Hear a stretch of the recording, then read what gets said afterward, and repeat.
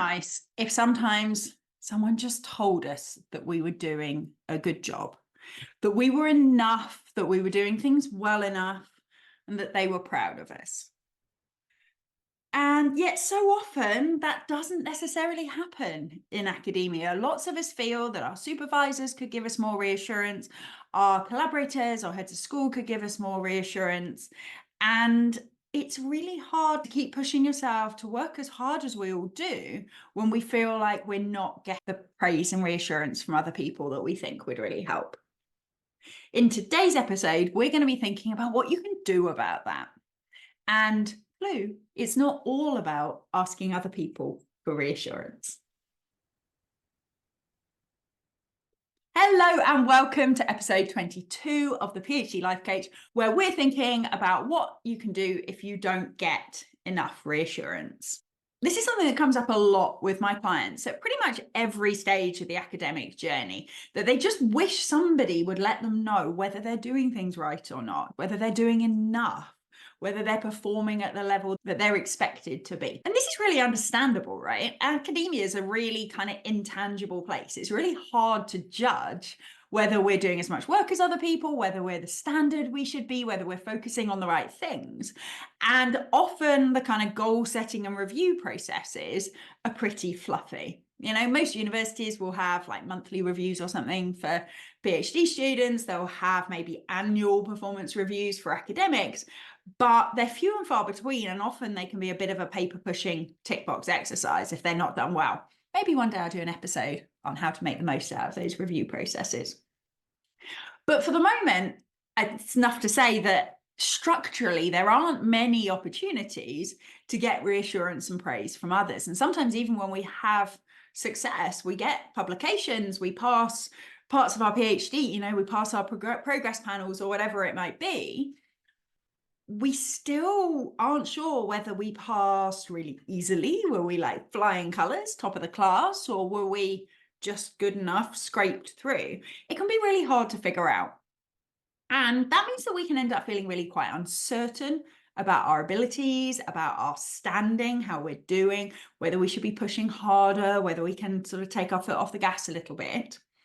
And it also means if we're really sort of desperate for this reassurance, we can start turning up a bit needy. And this is something I see a lot. You guys might have seen it in personal relationships as well. When you're feeling sort of a bit insecure, maybe in the early stages of dating.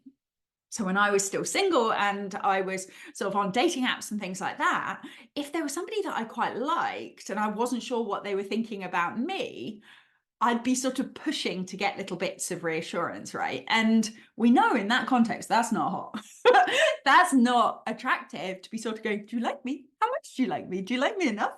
And unfortunately, the same is true in academia. If we're saying to our supervisors all the time or to our heads of school, am I doing enough? Am I doing the right things? Then sometimes we end up showing up as somebody who doesn't trust their own judgment, showing up as somebody who kind of is putting other people under pressure to reassure us and make us feel a particular way. It also means that we sometimes start doing tasks in order to get reassurance. So one of the things I see a lot with my clients is they find it easier to prioritize tasks that are for somebody else than tasks that are for themselves. So if somebody has set you a deadline to get a draft done, you're much more likely to hit that deadline than if you've set yourself a deadline to get a draft done. You're much more likely to prioritize getting your marking done for some other module organizer than you are for planning ahead for your own module. For example, when we're in need of reassurance for others, we prioritize tasks where we're more likely to get that praise and reassurance. And in doing so, we then end up neglecting things that are actually really important for us and our careers, things that are real priorities for us. So in this episode, I'm going to give you some really practical tips about what you can do if you find that you are feeling in need of some more reassurance and even finding yourself seeking out reassurance from others. First thing is, we're just not going to judge ourselves. It's totally understandable. As I say, It's a complex world. We don't know necessarily whether we're doing it well, and it's nice to be praised by others. So let's not beat ourselves up. Let's go at this compassionately. This is something that we want to address and we want to learn some skills around. But there's nothing wrong with us for the fact that we quite like getting praise and reassurance. Okay, there's nothing wrong with you. But let's figure out some alternative ways of doing it. The first one is to notice reassurance you're already getting. I remember getting, and I can't remember whether I've ever talked about this on the podcast before, but I remember getting my first ever module reviews back when I'd done some teaching for my old supervisor. And 95% of the comments were really good. You know, she's enthusiastic, she was clear, she was this, that, the other. And then a few were, she went a bit too fast. One told me I was sarcastic. Outrageous. Now I'm like, yeah. But at the time I was outraged. And what we often do is we disregard the good ones and we focus in on the things that reinforce the things that we're worried about. And partly that's a problem because it means we're focusing on something that actually reinforces our worst fears. But it also means we're missing an opportunity to get reassurance. There's a known phenomenon that's part of the imposter syndrome, and I talk about it in the course I do on how to overcome imposter syndrome that's available for universities. And that is that when we receive praise or reassurance, if we're somebody who kind of doubts ourselves and feels like a bit of an imposter sometimes, we disregard that praise and feedback, either on the grounds that I only did well because I was lucky, or on the grounds that I only did well because I worked really, really, really, really, really hard. And so it doesn't really count because I exhausted myself trying to do it. Sometimes we disregard it on account of the fact, yeah, it looked all right on the surface, but they didn't know how chaotic it was behind the scenes. They didn't know how late I was up. They don't know how there was a couple of bits that I just winged or whatever. And so we sort of, instead of taking this reassurance that we really want, instead of taking this reassurance, we disregard it. We say that, oh, no, not that sort of reassurance. That doesn't count. That's not really evidence that I'm doing well enough. That's not really evidence that I'm good enough. They're only saying it to be nice. They're only saying it because I was lucky this time. So the first real lesson here is to notice reassurance you're already getting. Some people only give reassurance in a very kind of throwaway remark. Oh, you did well this week, and then carry on. Grab it and remember that.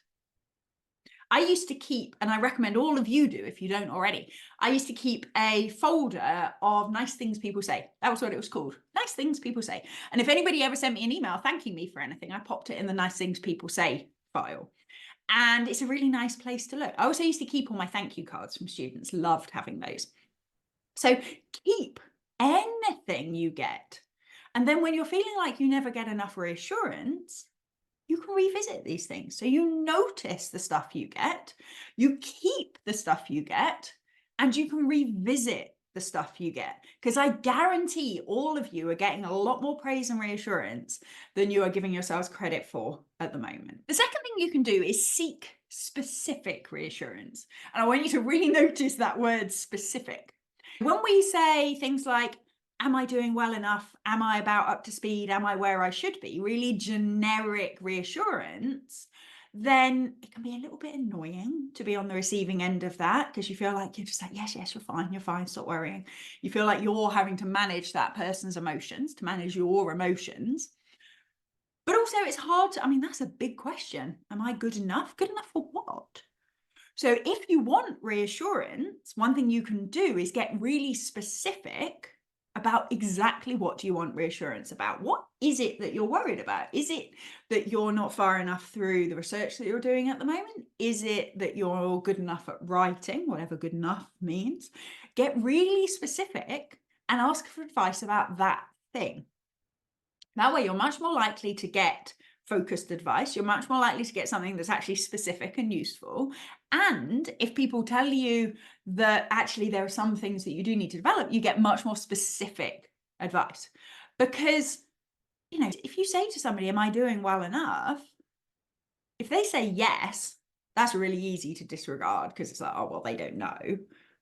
But if they say no, what does that even mean? What are you going to do with that? So if you're going to seek praise and reassurance, get really, really specific about what you're asking for feedback. You can also look for evidence as reassurance.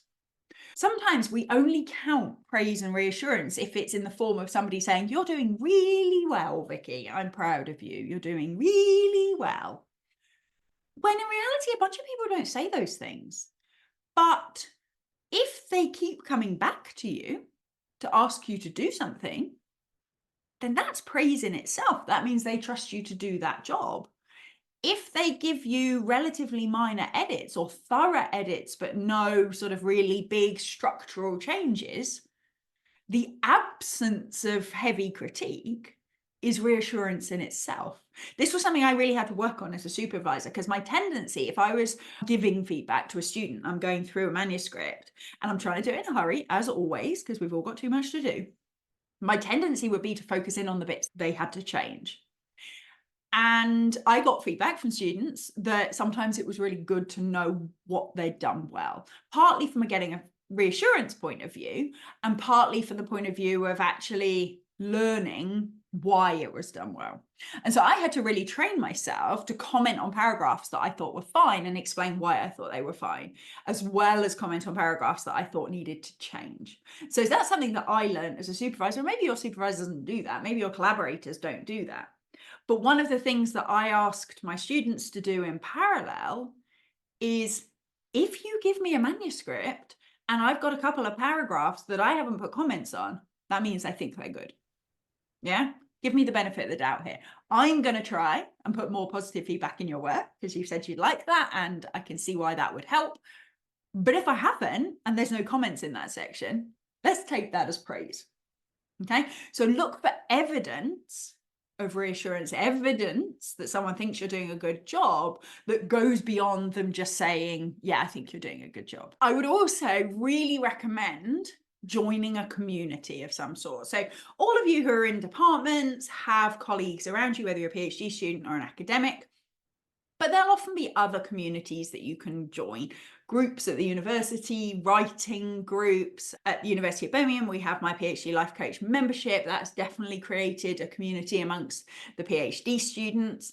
By having a community where you can kind of cheerlead each other, it can be another source of reassurance and praise. So with my students in the membership, it's wonderful. We had one of our sessions yesterday. They're all in Zoom webinar and getting in the chat, and they're telling us about papers they've had published and things, and they're all cheering for each other and looking up each other's papers, and they're talking about it on social media.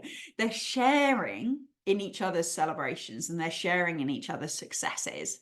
So look in your university for opportunities for those sorts of communities. You can build them yourself. These can be just small friendship groups, or they can be organized structures. So academics will have access to training programs where you can meet people, offered to things like action learning sets and stuff like that, where you can have people that you meet with regularly and you actually can give praise and reassurance and champion each other.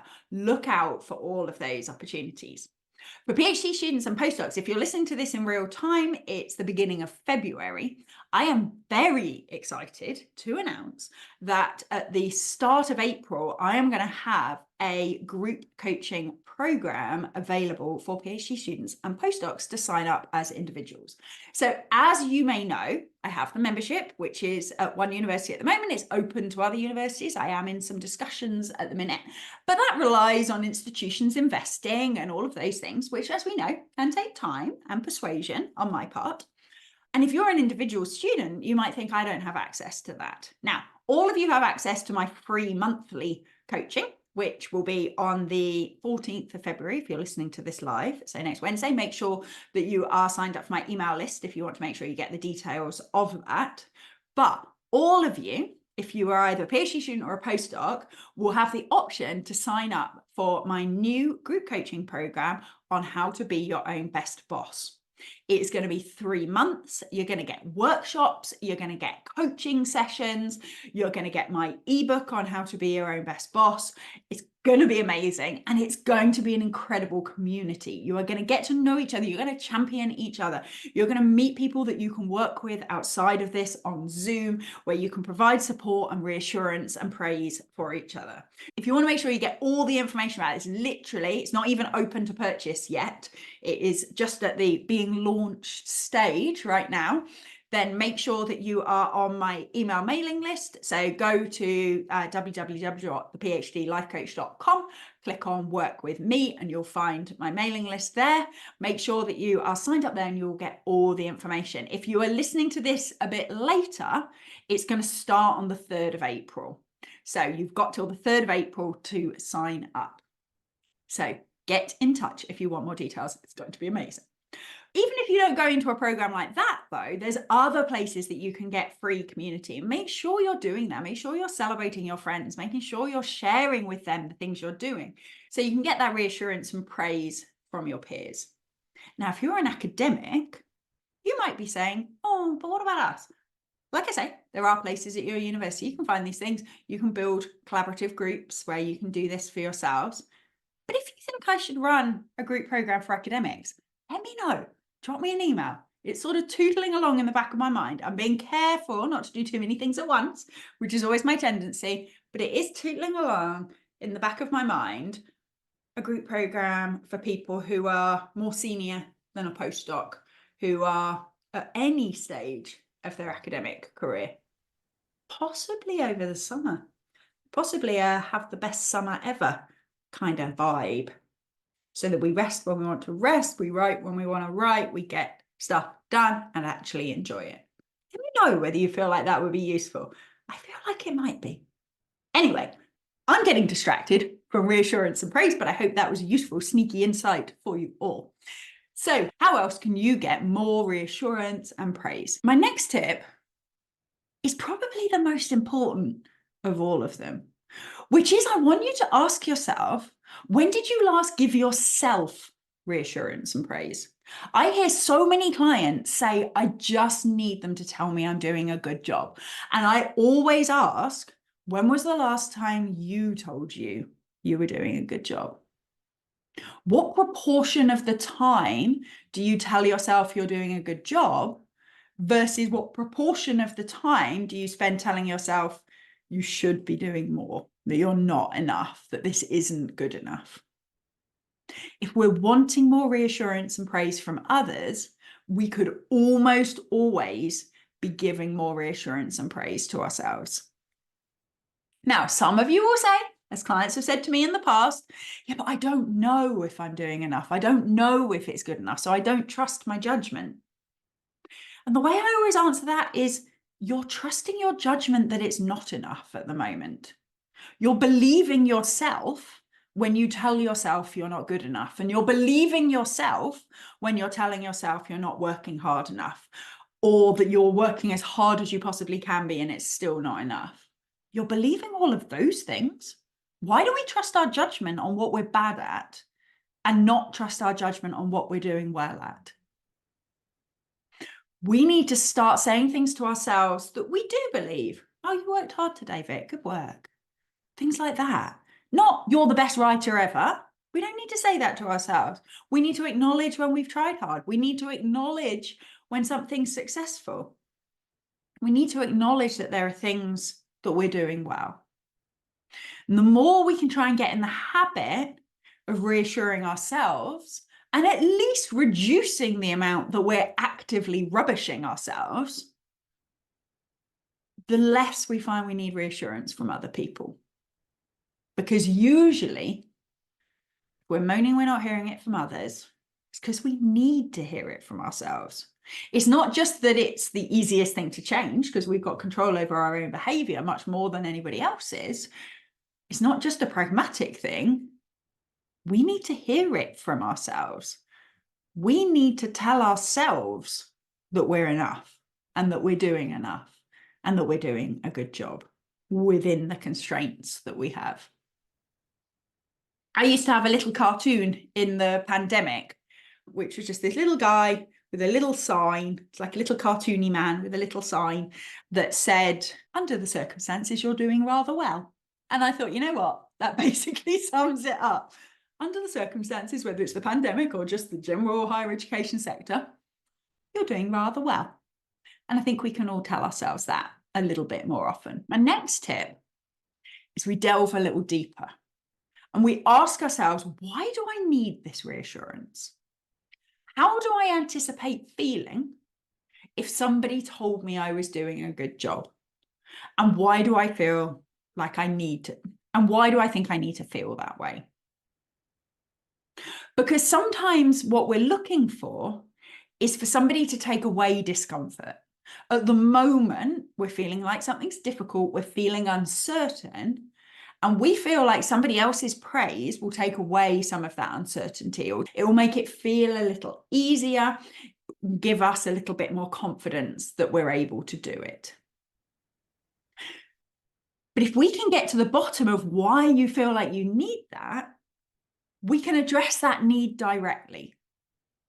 So instead of thinking, I need praise because I need to feel more confident about my abilities, we can think, how can I feel more confident about my abilities? So we don't work on getting the praise. We work on building our confidence in the things that we're trying to do. If we want praise because we feel disconnected and isolated and lonely and all of these things, then we go, oh, I want reassurance just so that I feel connected to somebody else. Well, I could work on just feeling connected to somebody else. And there's a lot better ways to build relationships and to build connectedness than asking for praise. Is it because I want acknowledgement? Is it that I'm working really hard and I want someone to recognize that?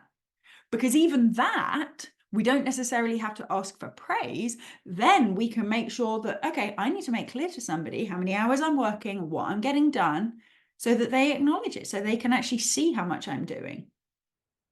We can address these needs more directly if we understand where these more superficial needs are coming from. And then my final tip is sometimes we look for praise and reassurance because we don't like feeling uncertain.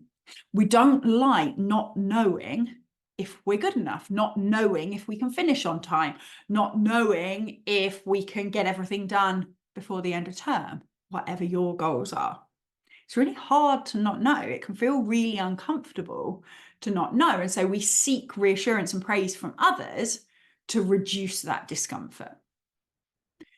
The final tip is knowing that we can choose to get a bit better at managing that uncertainty. So instead of having to make the uncertainty go away with reassurance, being okay with not knowing whether I can finish this whole thing or not. Being able to direct our attention to, I don't know if I can finish this whole thing by September, but I do know that I can do this bit today. And being able to direct our focus to that. Being able to remind ourselves it's okay to be uncertain. To go back to my dating analogies, it's okay at the beginning of a relationship to not be sure where it's going. It's okay to have those levels of uncertainty. And if anything, I would say it's healthy to have those levels of uncertainty. At the beginning of a relationship, it's not your job to know whether it's a forever relationship or not. That comes later. In the same way, it's not your job right now to know whether you can do your entire PhD in this amount of time. Your job right now is to know whether you can do this task now. The more we can direct the focus to that and kind of get used to the fact that there's nothing inherently unsafe about being uncertain, that we can direct ourselves to the things where we do feel more certain, and we can allow ourselves to feel uncertain about the other stuff, then suddenly we're in much less need of reassurance, because we don't need these negative emotions to go away, these uncomfortable emotions to go away, because we trust we can look after ourselves while we feel uncertain. We trust that whatever happens, we'll figure it out. My final one is you can borrow a bit of reassurance from me. I am confident that anybody who spends their spare time listening to podcasts called the PhD Life Coach is doing all right. You're putting the time in. You're thinking about your practice. You're trying to do the best you can. you're actively learning how to regulate your thoughts and emotions so that you can be successful and still look after your mental health. If you're choosing to listen to this sort of thing, take the reassurance from me as a starting point that I think you're doing just fine.